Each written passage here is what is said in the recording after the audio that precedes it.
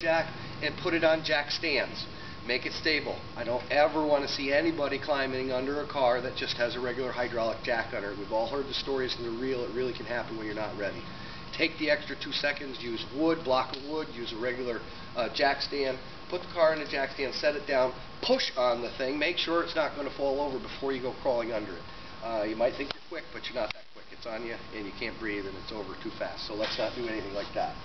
Once you have the car in a condition where it's nice and stable, and you're comfortable moving around and crawling around underneath it, you can take the wheels off.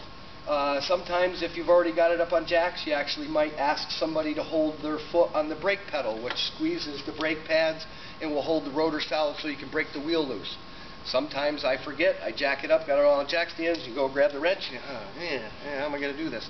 If you got another party, have them put their foot on the brake, you can break the lug nuts loose to take the wheel and tire off.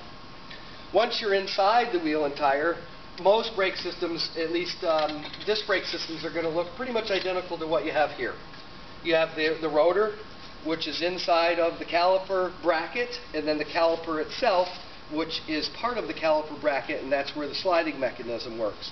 This is a single piston caliper, which basically means that the fluid will come into the line, into the reservoir, which is behind the piston.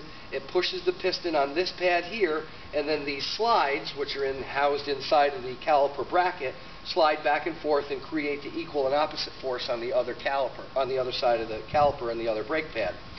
Some of the higher performance cars and some of the higher performance upgrades you can get, they talk about dual piston, quad piston, 6 piston. When that happens, you'll have pistons on both sides.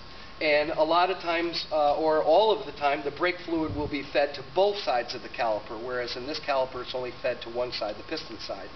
Wilwood brakes are a great example of dual piston, 6 piston calipers that people are familiar with.